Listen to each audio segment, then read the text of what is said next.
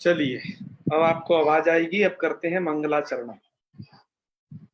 ओम सदाशिव समारंभां श्री शंकराचार्य मध्यमाम् अस्मदाचार्य पर्यन्तां वंदे गुरु परंपरां।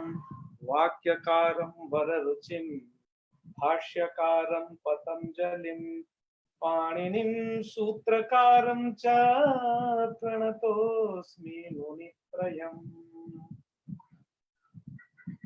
सर्वेभ्यो नमो नमः।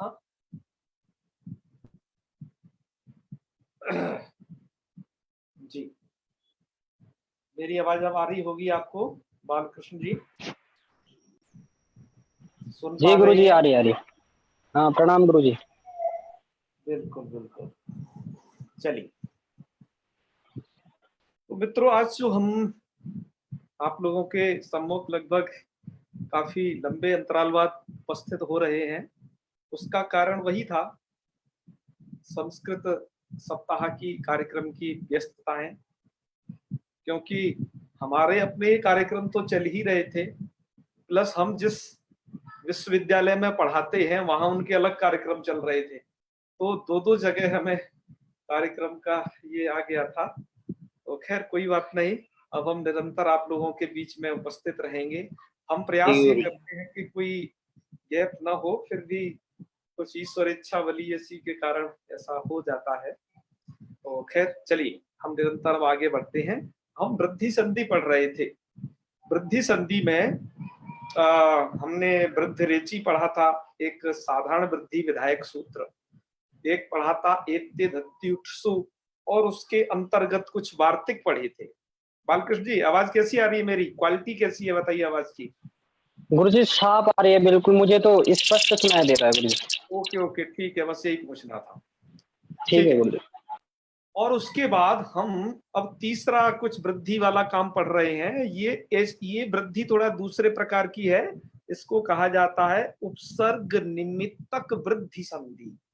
इस वाली वृद्धि संधि में मित्रों उपसर्ग निमित्त होता है, अर्थात उपसर्ग के कारण ये वृद्धि संधि की कंडीशन बनती है। उसके दोनों उदाहरण आपके सामने हैं, सूत्र सामने है। एक है, ये है उपसर्गा धृति धातु। ये सूत्र का अर्थ क्या बनता है वह आपकी वृत्ति में इस प्रकार से लिखा हुआ है कि अवर्णांताद उपसर्गात ऋकारादौ धातु परे वृद्धि रेखा देशस्या। वृद्धि रेखादेश, ये तो बात समझ में आ रही होगी आपको कि यह सूत्र वृद्धि एकादेश करता है। पर जो वृद्धि एकादेश करता है वो किसको किसको करता है, कहां करता है, किसके परे रहते करता है, यह इस सूत्र के द्वारा अब समझना है। सूत्र तो क्या कहता है? अवर्णांत उपसर्गात, मतलब एक साइड में तो ये कोई उपसर्ग होना चाहिए जिसके अंत में हो क्या? अ। ऐसे अवर्णांत उपसर्ग से धातु कैसी परे होनी चाहिए? ऋकारादि धातु, जिसमें क्या आता हो, जिस धातु में री। तो इधर उपसर्ग कैसा होना चाहिए? जिसके बाद में अ आता हो, अवर्णांत। धातु कैसी होनी चाहिए? जिसके आदि में मतलब ऋकारादि धातु, जिसके आदि में री आता हो, इस प्रकार की धातु होनी चाहिए। ठीक है? हाँ हाँ। पर अब कहते हैं कि अच्छा, ये उपसर्ग क्या होता है पहले तो ये बताओ, और फिर ये धातु क्या होती है अब ये बताओ। ठीक है, ये दोनों चीजें हैं। तो आइए इस सूत्र को पढ़ने से पहले, इसीलिए यहाँ पर वरदराजाचार्य जी ने दो सूत्र और दिए। उपसर्गा धृति धातु सूत्र को समझने के लिए दो सूत्र और दिए, जो कि वो इससे पहले पठित हैं। आप अपनी लघु सिद्धांत कौमुदी में देखेंगे वो दो सूत्र इससे पहले पठित हैं। किस किस को समझाने के लिए? उपसर्ग को और धातु को समझाने के लिए। क्यों? क्योंकि उपसर्गा धृति धातु सूत्र तभी लगता है जब अवर्णांत उपसर्ग होना चाहिए और इधर ऋकारादि धातु पर में होनी चाहिए। इन दोनों को समझाने के लिए पाणिनि जी अब वरदराजाचार्य जी ने यहाँ पर अब सूत्रों का अवतरण किया। उसमें से अब अगला सूत्र आपके सामने प्रस्तुत करते हैं। ठीक है, तो वो अगला सूत्र है आपका, अगला क्या, वो पिछले का हो, ये अगला तो यही था, वो पिछले सूत्र के अर्थ को समझने में सहायक है। उपसर्ग का क्रिया योग है। हाँ बिल्कुल सही कहा आपने, ठीक है ना। तो चलिए अब इनको समझते हैं। हमें यहाँ पर क्या करना पड़ा मित्रों, हमने आपको पहले वो वाली स्लाइड दिखाई, फिर मतलब वो स्लाइड दिखाई जो आगे थी, क्योंकि आगे की को समझने के लिए पीछे आना थोड़ा जरूरी है, इसलिए हमने थोड़ा स्लाइड का क्रम इस प्रकार से रखा है। मुझे आपको आज यहां से पढ़ाना चाहिए था, मुझे आपको पहले उपसर्गा क्रिया योग्य पढ़ाना चाहिए था, उसके बाद भूवादेव धातव ये सूत्र पढ़ाने चाहिए थे, क्योंकि आपके लघु सिद्धांत कौमुदी में ये इसी क्रम में दिए हुए हैं, लेकिन मैंने इसको आगे वाले सूत्र का अर्थ स्टार्ट कर दिया। इसका कारण एक ही है मित्रों कि इनमें इन सूत्रों को यदि डायरेक्ट पढ़ा था तो शायद आप इनका प्रयोजन नहीं समझ पाते। मैंने आपको पहले प्रयोजन बताया, इन सूत्रों का क्या, इन दो सूत्र अब आप देख पढ़ोगे इनका क्या प्रयोजन है, कहाँ आने वाला है, वो आप अब जान चुके हो, क्योंकि अब आगे ही आने वाला है, वृद्धि करने में इसका प्रयोजन है। ठीक है, तो आइए अब मित्रों करते हैं प्रारंभ। उस सूत्र में उपसर्गा तृतीय धातु में उपसर्ग पद आया था, तो प्रश्न उठता है यह उपसर्ग क्या है जी, यह उपसर्ग, वो कहा उपसर्ग समझना पड़ेगा। मित्रों उपसर्ग एक संज्ञा है, पाणिनि जी ने उपसर्ग संज्ञा की है कि जी किसकी होती है उपसर्ग संज्ञा, कब होती है उपसर्ग संज्ञा, ये सब जानने के लिए उपसर्गा क्रिया योग्य सूत्र का ज्ञान आवश्यक है। सूत्र क्या कहता है उपसर्गा क्रिया योग्य, इस सूत्र का अर्थ देखिए, सूत्रार्थ लिखा हुआ है प्रादयः क्रिया योगे उपसर्ग संज्ञा स्यु। प्रादय अर्थात जो प्र आदि हैं उनकी क्रिया के योग में क्या होती है, उपसर्ग संज्ञा होती है, प्रादियों की क्रिया के योग में। कहा जी ये प्रादि कौन है, ये प्रादि है कौन जिनकी क्रिया के योग में उपसर्ग संज्ञा होगी। कहा ये प्रादि यहाँ पढ़े तो सही है, आपकी लघु सिद्धांत कौमुदी में ये यहाँ से स्टार्ट है, ये सब प्रादि, प्रा से, प्रादि का मतलब है प्र है आदि में जिसके, इस प्रकार का एक समूह वो प्रादि कहलाएगा। तो ये ऐसा है, तो प्रादि आपने देख लिए होंगे, प्र परा, मैं एक बार इनको पढ़ देता हूं, प्र परा अप सम अनु अव निश निर तुस दुर वी आंगनी, वी आंगनी और कुछ छूट गया क्या, नहीं नहीं, वी आंगनी अधि अपि अति सु उद अभि प्रति परि उप एते प्रादय। मित्रों ये है प्रादि। तो प्रादि का मतलब प्राय आदि में 22 होंगे, एक बार गिन लीजिएगा, 1 2 3 4 5 6 7 8 9 10 11 12 13 14 22 है ना। हाँ कोई छूट ना गया हो, क्योंकि समुदाय में प्राय छूटने की संभावना बहुत रहती है, क्योंकि आपने कभी यदि पंगत में भोजन किया हो तो वहां समुदाय में क्या होता है, कभी कोई व्यक्ति पानी से छूट जाता है तो कभी कोई व्यक्ति जो है रसगुल्ले से छूट जाता है, अतः हमने ने किया है करके कि कोई छूट न जाए, तो ये 22 है, गिन लिए हैं। मुझे एक इसके बारे में एक बात और बतानी थी, ये जो आप प्रादि देख रहे हो, ये उद पर मैं विशेष ध्यान दिलाना चाहता हूँ। यहाँ पर कुछ व्याख्याकारों ने, भीमसेन शास्त्री जैसे व्याख्याकारों ने आपको कुछ बताया कि मित्रों यह किताबों में कहीं कहीं पर उत पाठ होगा, ये किस प्रकार का पाठ होगा, यहाँ पर ऐसा होगा उत। सर ये लघु सिद्धांत में है वरदराजाचार्य जी के। हाँ बिल्कुल, यदि किसी के संस्करण में पाठ है, चाहे वो गीता प्रेस की हो, गीता प्रेस में तो है ही खैर, या फिर अन्य संस्करण, यदि उनमें उत पाठ है तभी इसको आप गलत समझिएगा कि ये पाठ सही नहीं है। तो सही पाठ क्या है, सही पाठ है उद, ठीक है। तो आपको ये उद पाठ को सही पढ़ना है, इसलिए हमने इस पर आपका विशेष ध्यान आकर्षित करना चाहा है। तो आप इसे अब समझेंगे सही रूप में, ओके जी। चलिए ये हो गया आपका खुद की कहानी बता दी। अब मित्रों इन प्रादियों में एक चीज और सर एक चीज, एक मेरा प्रश्न है। हाँ बताइए बताइए। ये जो आंग होता है इसमें, जैसे इसको लेकिन हम आंग पढ़ते हैं, कैसे पढ़ते हैं इसे? आंग, आंग ये वाला। लेकिन जब हम जैसे शब्द में जैसे आग गचतिल करते हैं तो आ करते हैं ना, आ उपसर्ग बताते हैं हम बच्चों को, आ और गच्छति। हाँ बिल्कुल, क्योंकि इसका जो ङ है ना, ये ङ, ये डिलीट हो जाता है, मतलब इसका लोप हो जाता है, अच्छा, इसलिए इसका आ बचता है आंग का। मैंने देखो इस प्रकार का एक इसका रूप इधर दिया हुआ है, ये रहा, ठीक है ना। हाँ चलिए, मैं आपको कुछ बात बताना चाहता हूं मित्रों।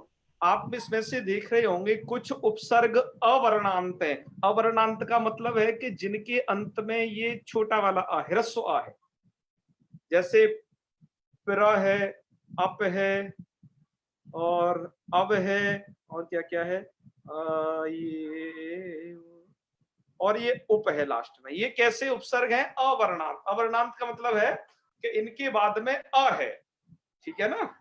चलिए, ये तो अवर्णांत उपसर्ग हैं। अच्छा, कुछ दूसरे प्रकार के और इसमें उपसर्ग हैं, आप देख रहे होंगे कुछ उपसर्ग हैं इसमें हलंत।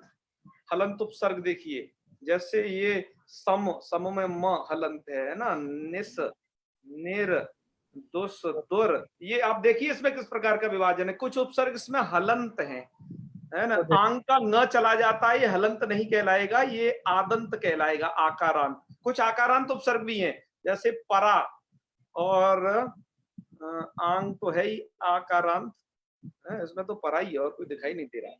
और कुछ इकारांत हैं, जैसे नी, अधि, अपि। कुछ उकारांत हैं, जैसे सु। इस प्रकार से इनमें विभाजन आप समझना। तो अकारांत उपसर्गों को अलग छांट लेना, क्योंकि हम उपसर्गा धृति धातुओं में उसका कार्य करने वाले हैं। अच्छा, उपसर्ग होता क्या है जी, अब आपको बताते हैं कि जी क्रिया के योग में प्रातियों की उपसर्ग संज्ञा हो जाती है। ये उपसर्ग संज्ञा कब होती है, वह कंडीशन क्या बनती है कि क्रिया का योग होने पर। मित्रों, जैसे क्रिया का, जैसे मतलब ये गच्छति क्रिया है, ये वर्तते क्रिया है, ठीक है। क्रिया मैंने यहां पर लिखी हुई है, भवती क्रिया है, और एक जयते क्रिया है।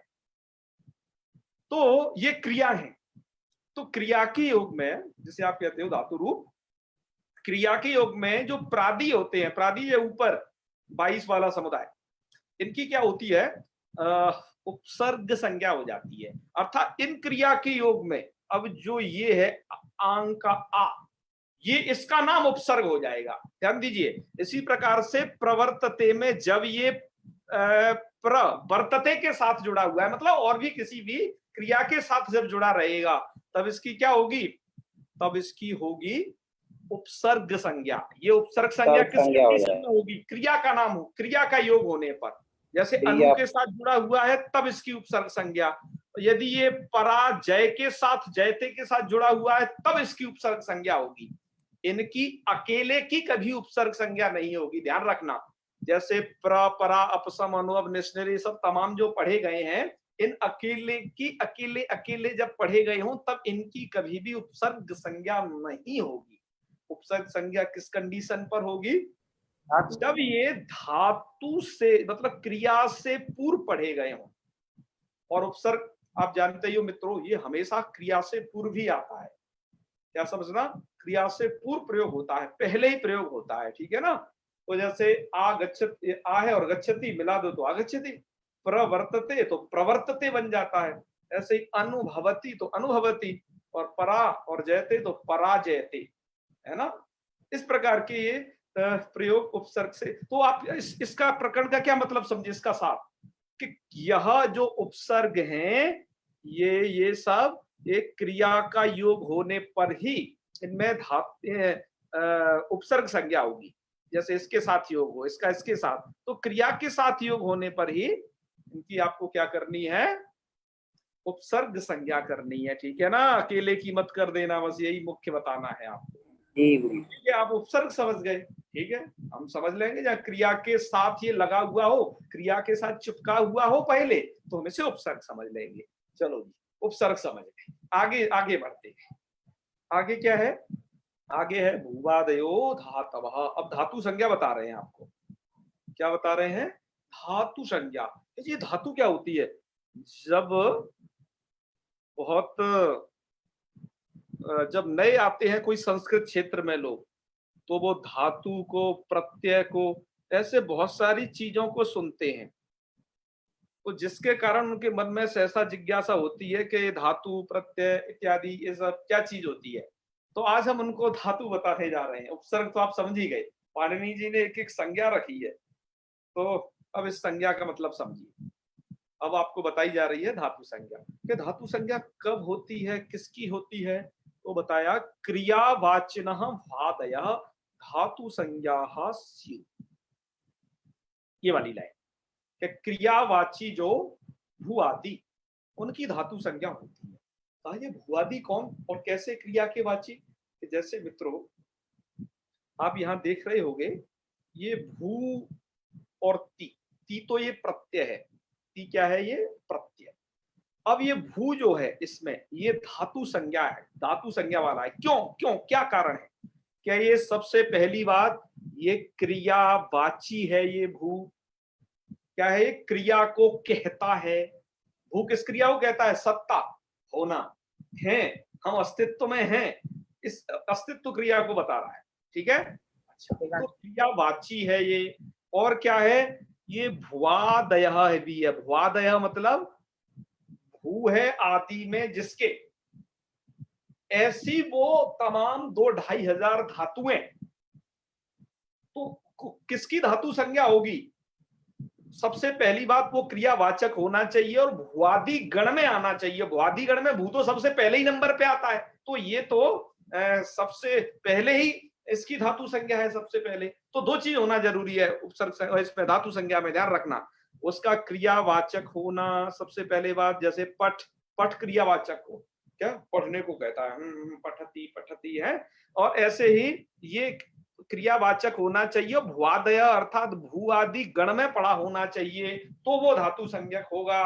तो इसलिए पठ क्या है, धातु संज्ञक है। आप पठती वगैरह करते हो ना, उसमें पठ धातु होता है। क्यों धातु होता है, क्योंकि उसमें दो चीज होती है, वो क्रियावाचक होता है और भुआदि गण में पड़ा गया होता है।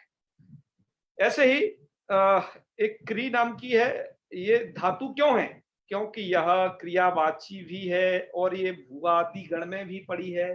भुआदि गण में ये जो ये इनका पाठ है उन सबकी धातु संज्ञा हो जाएगी और वो क्रियावाचक होना चाहिए। तो जैसे अब वो है क्या गण और है वो कौन सी धातु है, तो हम इसलिए आपको प्रसंग वसात वो पूरा का पूरा धातु पाठ दिखाते हैं। जिन जिन की धातु संज्ञा है उन सब में क्रियावाचकता भी है और आपके भुआदि गण पठित वो भुआदि गणों में भी पढ़ी गई है। तो अब आपको उस धातु पाठ को दिखाने की कोशिश करते हैं।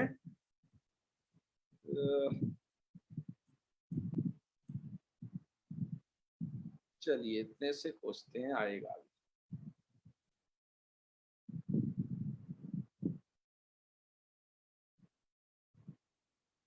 डॉक्यूमेंट्स क्या बोल रहा है ये,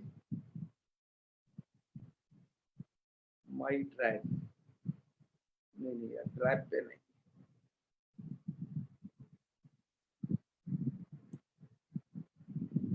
share with me standard drive पे नहीं हूँ भाई। 1 मिनट, आज क्या है कि थोड़ा सा चेंजिंग है।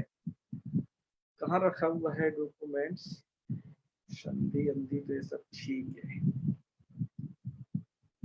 चलिए कोशिश करते हैं मिल जाए तो इस बार। और इसमें चूंकि वो दिखाई नहीं दे रहा है किधर, सो इंटरनल स्टोर।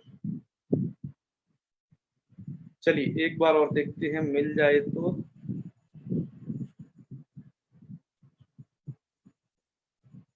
हाँ चलो मिल तो गया। चलिए तो मित्रों यह है वो धातु पाठ जिसमें जिसकी रचना पाणिनि मुनि ने की है। इसके ऊपर लिखा हुआ है कि श्रीमद् पाणिनि मुनि प्रणीतः धातु पाठ। ये इसमें वही उन्हीं का समावेश है जिनमें क्रियावाचक हैं, अर्थात जो क्रिया को कहती हैं। और इस धातु मतलब भू आदि गणों में जो पढ़ी गई। तो क्या है वो भू आदि गण, आगे चलते हैं इस किताब के। ये इसका चौखंबा से प्रकाशित ये पुस्तक है और अब आपको इसमें बताते हैं वो क्या है। तो देखो यहाँ पर लिखा हुआ है अथ पाण, सबसे ऊपर देखिए अथ पाणिनीयो धातु पाठ। इसमें आप सबसे पहली धातु देखेंगे, सबसे पहले नंबर की धातु आपको मिलेगी भूषत्ताया।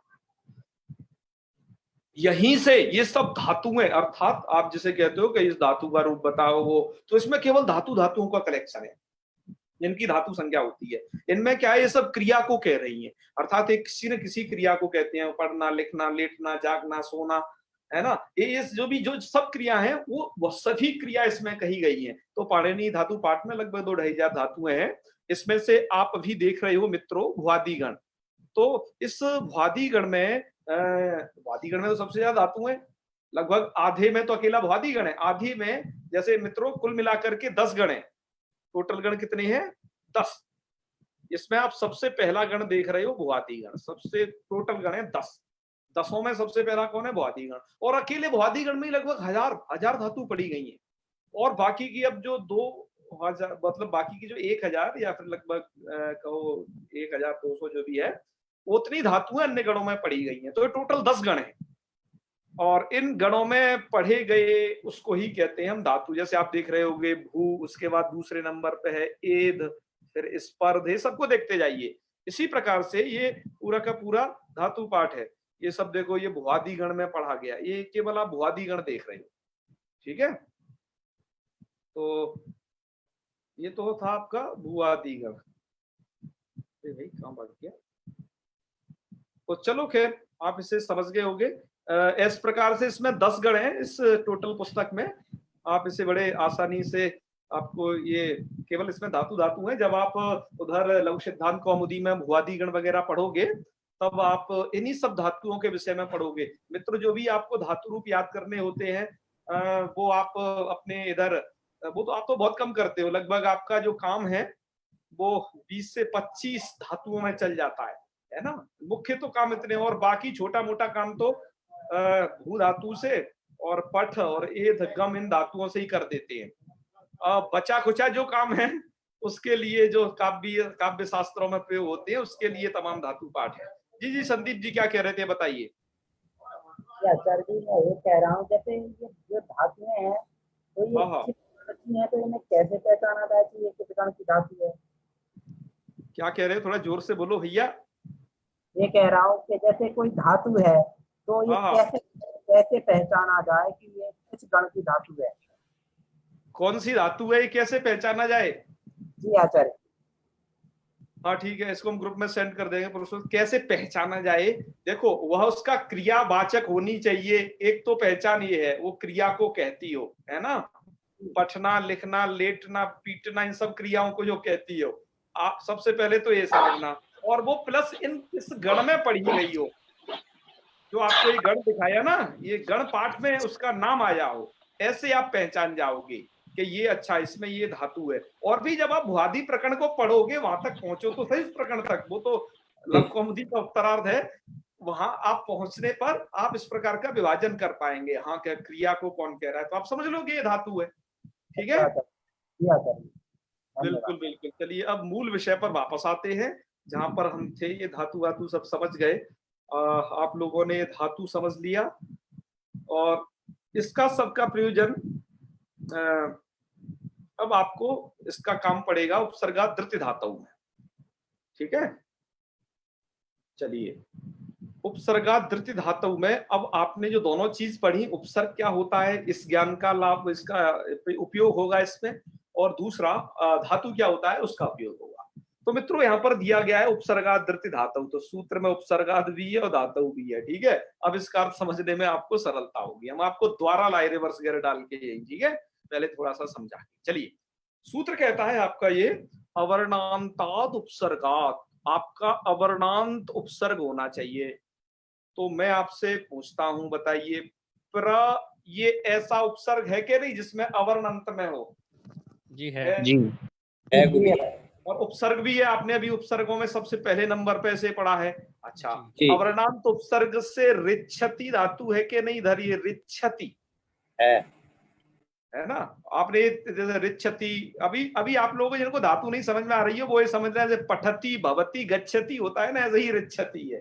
ठीक है, हाँ बिल्कुल, ये आपको समझ में वहां चल के थोड़ा रिच्छति धातु का अर्थ क्या होता है वैसे? रिच्छ धातु का अर्थ? हाँ सही बात।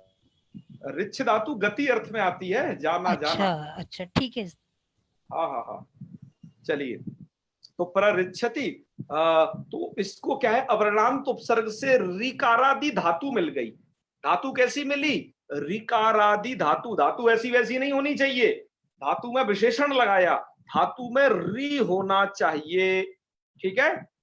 क्या होना चाहिए? ऋकार आदि में होना चाहिए, और ऋकार ऐसा नहीं कहीं पर भी हो, आदि मतलब फर्स्ट पोजीशन पे। जैसे यहां देखो, ये री को आप देख रहे होगे, ये सबसे फर्स्ट पोजीशन पे है री। तो चलिए, तो अवर्णांत उपसर्ग से आपको ऋकार आदि धातु पर में मिल गई, तो अब यहाँ क्या हो जाएगा? वृद्धि हो जाएगी। सूत्र कहता है वृद्धि एक आदेश, वृद्धि कर दो। फिर भैया प्राप्त क्या था यहाँ पर बालकृष्ण जी? क्या प्राप्त? गुण प्राप्त था, गुण गुण गुण गुण। यहाँ गुण हो सकता है, आर गुण होता है, उस गुण को बांधने के लिए इसको बनाया गया। जी जी जी देखो जी। ओके ओके, तो अब आपका क्या हो जाएगा? अवर्ण से वृद्धि हो जाएगी, पर है तो पूर्व और पर के स्थान पर, अतः इन दोनों वर्णों के स्थान पर वृद्धि हो जाएगी आर, तब स्थिति बन जी। जाएगी प्रार्थति। और जब आप इसे मिलाएंगे तो क्या बन जाएगा? प्रार्थति बन जाएगा। र जो है ना, र के बाद च है यहाँ पर, तो र के बाद च हल, तो उस अगले वाले वर्ण पर जाकर के वो ऊपर बैठ जाएगा, तो प्रार्थति रूप बन जाएगा, ठीक है जी जी इसी जी। प्रकार से मित्रों अगला रूप है उपार्क्षति, उपरिच्छति। अरे मैंने बोल दिया बना करके, ये मुझे आप लोगों से सिद्ध करवाना था किसी से, इसलिए मैंने इसको लिखा नहीं, से जानबूझ के अधूरा कार्य छोड़ दिया। जी तो जी जी। अब मैं आप में से किसकी सहायता लूं इसे सिद्ध करने के लिए? जो नए छात्र हैं। नहीं, अब कुछ मध्यम वालों के भी ले लेते हैं, ये कैसे बनेगा? जी जी गुरु जी। इसमें मुझे अंकित जी कोई आज दिखाई दे रहे हैं जी, आज अंकित जी, यदि वो मेरी आवाज को सुन रहे हो जी, अंकित जी। अच्छा, शायद वो सुन नहीं रहे हैं, कार्यांतर में संलग्न है। चलिए खैर आगे लेते हैं। आकाश चौबे जी, नमो नमः गुरु जी। तो सुन रहे हो तो मेरे साथ आए। जी गुरु जी प्रणाम। जी जी, हर हर महादेव। आपको बहुत बहुत शुभकामनाएं कि आज हमने आपको इस मंच पर बुलाया। जी जी। तो उसका प्रयोजन साफ है कि हमने अभी आपको वृद्धि संधि पढ़ाई है। बहुत वृद्धि संधि तुम कर लेते हो, सब होशियार हो गए हो जी। तो क्लास कितनी ले ली है आपने? गुरुजी मेरी बीच में छूट गई थी कुछ, मैंने बस वृद्धि आदेश तक पढ़ा था, इतने धरती छूट गया मेरा सूत्र। अरे तब तो तुम कैसे बता पाओगे फिर? क्या लग रहा है अपनी स्थिति देख करके? मेरे को समझ आ रहा है गुरुजी। समझ आ रहा है ना? तो चलो देखो, ये बात अब मैं जो पूछता जाऊं वो बताते जाइए, बहुत सरल है। तो बताइए अवर्णांत उपसर्ग क्या है यहाँ पर? ये जो पा है गुरुजी, इसमें आ है। हाँ, तो उपसर्ग क्या हुआ? उपसर्ग कौन है? टोटल उपसर्ग बताओ मुझे। उपसर्ग गुरुजी उप है। उप है, वेरी गुड। उप कैसा उपसर्ग है? जिसके बाद में अ है, इसलिए ये अवर्णांत उपसर्ग हो गया, ठीक है जी जी। अवर्णांत उपसर्ग से क्या परे होना चाहिए जब ये वृद्धि होती है उपसर्गादृत धातु वाली? उसके परे गुरुजी ऋकार आदि धातु होना चाहिए परे में। तो ये जो रिक्षति है उसमें री आदि में। वेरी गुड अंकित जी, बहुत बहुत बढ़िया। ऋकार आदि धातु होनी चाहिए जी। तो रिक्षति वैसा ही है ना, ऋकार आदि धातु जी। तो इसलिए क्या हो जाएगा? पूर्व और पर के स्थान पर एक वृद्धि आदेश हो जाएगा गुरुजी। आ और इस री दोनों को हो जाएगा क्या? आर। आर हो जाएगा, ठीक है जी। इस प्रकार से जी। आर हो जाएगा, और फिर आप इसे मिलाइएगा तो आपका रूप बनेगा उपार्क्षति। रूप बना लोगे ना? जी। हाँ, जैसे प्रार्क्षति ऐसे क्या बन जाएगा? उपार्क्षति। उपार्क्षति ये बन जाएगा, ठीक है। चलो समझ लेना। अब ये पेन आज लिख नहीं पा रहा है, कुछ इसकी तबीयत खराब हो गई थी कल। जी जी। हाँ, तो उपार्क्षति आप समझ जाओगे। तो मुझे आपको ये बताना था। अच्छा, एक चीज और दिखानी है, ये दो रूप पढ़ा करके जी। इला पारिक जी हाथ डाउन कर लीजिए, समझ गए आपको ये आ रहा है, वेरी गुड। अब देखिएगा। महोदय, मैं भी कुछ बताना चाहूंगी। अच्छा, सही बताइए। आदेश आपका। हाँ बताएं, बिल्कुल। अरे स्वागत है आपका। जी मेरे दादाजी जब पढ़ाते थे हमें, मैं छठी सातवीं में थी तब से हमें कॉमेडी पढ़ानी शुरू कर दी थी। तो दादाजी ये बताते थे कि ये रे ऊपर क्यों चला जाता है, इसका एक कारण बताते थे कि जल तुम्बी का न्याय ने रेफस्योर्ध्वगमनम। जल की तुम्बी, जल में जो तुम्बी होती है वो ऊपर ऊपर रहती है। इस न्याय से रेफ है, उस आधा रेफ है वो ऊर्ध्वगमन हो जाता है, उसका ऊपर चला जाता है। हमें पता ही है, पता है। हम आपसे फिर पूछेंगे आपके दादाजी का पूरी कहानी को, ठीक है ना? जी हाँ, बिल्कुल बिल्कुल। हम आपको थोड़ी देर बाद बस अवसर देंगे, एक स्लाइड थोड़ा सा और दिखा दें। इस रूप को लिखना कैसे है मित्रों, वो एक तरीका जो हम हर बार अपनी स्लाइड में बताते हैं, उसको लिखना इसी तरीके से। आप इसे पढ़ लीजिएगा। प्ररिच्छति इत्यत्र रिच्छति इत्यस्य क्रियावाचकत्वात्, रिच्छति क्रियावाचक होने से भूवादयो धातव इति सूत्रेण धातु संज्ञायाम, भूवादयो धातव सूत्र से इसकी धातु संज्ञा हो जाएगी। और क्रिया योगाच, और क्रिया का योग होने से उपसर्गा क्रिया योगे इति सूत्रेण क्या हो जाएगा? प्र इत्यस्य, प्र की क्या हो जाएगी? इसकी प्र की उपसर्ग संज्ञायाम कृतायाम, उपसर्ग संज्ञा कर लेने पर है, उपसर्ग संज्ञा हो गई, ठीक है। उसकी धातु संज्ञा, इसकी उपसर्ग संज्ञा, दोनों संज्ञा समझ लिया आपने एक ही जगह प्रार्थति में, बिल्कुल। तो क्या हो जाएगा? आद गुण इति गुणे प्राप्ते, सबसे पहले तो आद गुण से गुण प्राप्त होगा जैसा बालकृष्ण जी ने बताया था। उसके बाद उपसर्गा धृति धातु इति सूत्रेण पूर्व प्रयोगो, क्या हो जाएगा? पूर्व प्रयोग, अर्थात उपसर्गस्थ अकारस्य और धातो आदौ स्थित ऋकारस्य, ये है पूर्व पर की स्थिति। क्या हो जाएगा फिर? स्थाने आकार रूप वृद्ध्यादेश से और उरण रपरा इति सूत्रे न रपरत्व, ये तो आप कहानी जानते ही हो, अभी बहुत जगह करके आ रहे हैं कि जहाँ पर री के स्थान पर कुछ बैठता है तो वो रपर होकर के बैठता है, मतलब वो बाद में र को लेकर के आता है, ये कंडीशन बनती है, ठीक है ना? तो ये आपने समझा। फिर क्या हो जाएगा? ऐसा बन जाएगा, प्रार्चति वर्ण सम्मेलन नहीं करते, प्रार्चति रूपम सिद्धम, अन्य उदाहरण उपार्चति इत्यादि जो अभी आपको बताए थे, इस प्रकार से करने हैं, ठीक है? तो आप इसे समझ गए होंगे जी। लीला पारिक जी, अब बताइए, हम आपको सुन पाएंगे। मैं ये कह रही थी कि जो रे ऊपर चला जाता है, ऊपर चला जाता है ना आधा रे, तो उसके लिए दादाजी बताया करते थे एक न्याय है कि जल तुम्बी का न्याय ने रेफस्योर्ध्वगमनम। बिल्कुल बिल्कुल है, वो न्याय है, बहुत अच्छा। वो रेफ है, आधा रेफ है, वो ऊपर चला जाता है। हाँ, इसका उदाहरण भी हमने दिया था। हमने जल तुम्बिका को लोग समझे नहीं तो हमने इसमें दिया था उदाहरण गुब्बारे का, कि गुब्बारे में हवा भर दो, पानी में डुबाओ, डूबेगा नहीं, ऊपर ही निकल आता है। जी जी बताइए बताइए। जो कई बार नीचे भी रह लगता है, वो कौन सा न्याय होता है? अरे बस ये आपके हलसंधि में आ जाएगा। वो ये होता है, नीचे जो रह जाता है उसकी एक कंडीशन रहती है, आगे अच होता है, अच र के बाद क्या स्थिति बनती है?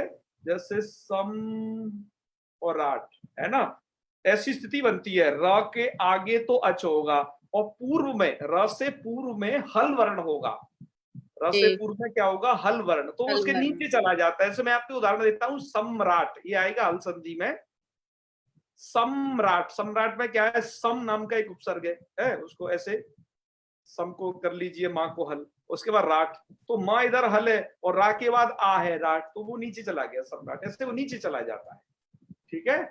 प्रच्छति भी तो होता है, एक प्रच्छति नीचे पा के रा लगता है, जो वो तो पृच्छति होता है, उसमें तो री होती है। ठीक है, प्रयाग हो गया, प्रयाग। हाँ, प्रयाग में है, जी जी। चलो, तो खैर आप समझ गए होंगे, और आपकी यदि कोई शंका समाधान अन्य भी शेष रह गए हों इससे, आज जो पढ़ाया इससे संबंधित, वो पूछते जाइएगा। जी जी, दुर्गा शंकर जी बदतु। हाँ जी गुरुजी, इसमें आया उपसर्गा क्रिया योगे, तो यहाँ सुबंत में भी होता है, जैसे कि पराजय।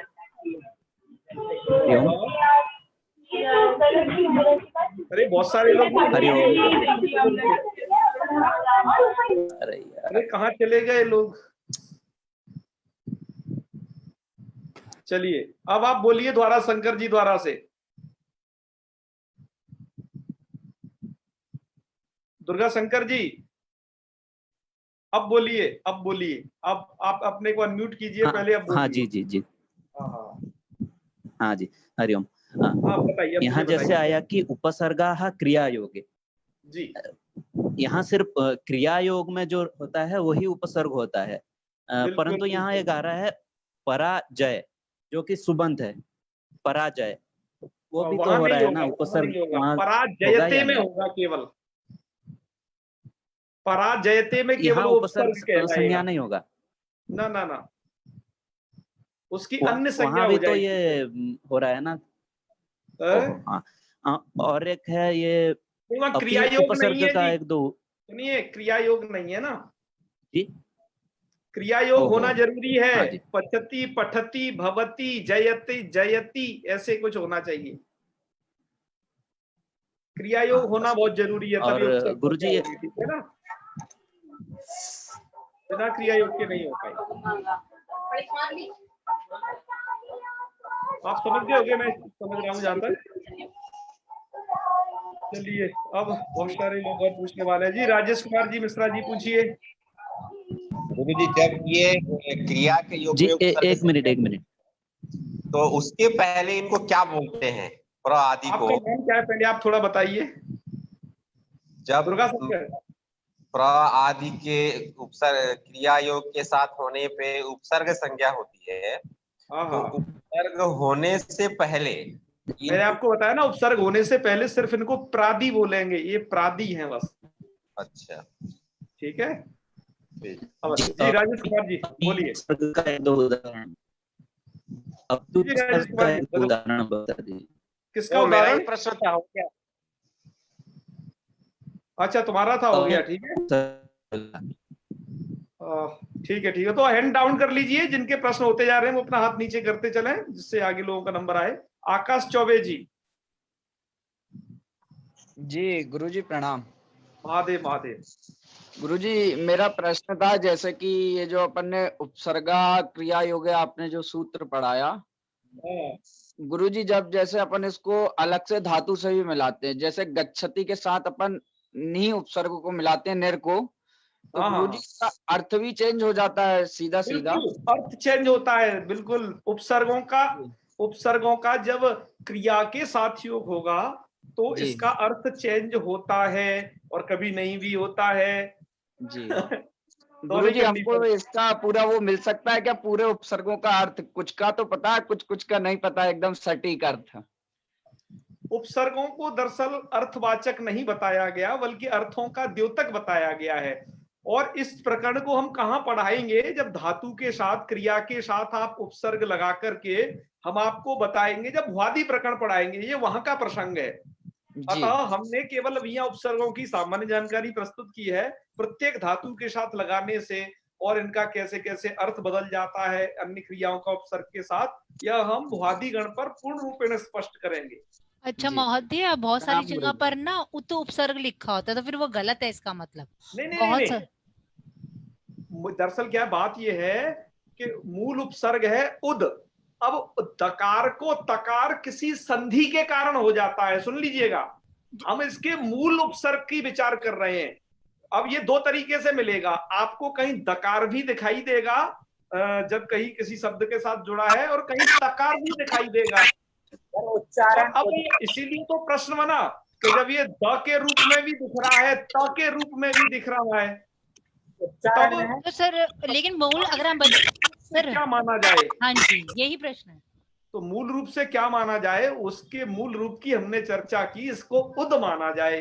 तो सर जैसे उत्पत्ति है, उत्पत्ति शब्द है, तो वहां तो ऐसा है ना, खरीचा के एक चर्त संधि के नियम के कारण दाकोता हो गया है, तो वहां पर लेकिन जब हम अलग करेंगे तो फिर उपसर्ग उद ही रहेगा, उद और पतति, क्रिया पतति। अलग क्यों करना? अलग नहीं करना ना, मिला के ही लिखते हैं। नहीं वो तो ठीक है, लेकिन अगर बच्चों को बताएंगे कि इसमें उपसर्ग है, शुरुआती चीज आपको ऐसे ही लिखनी होगी, उद प्लस पतति, दा को हो गया त चर्त संधि के कारण, तो बन जाएगा उत्पत्ति। बिल्कुल ठीक है ना?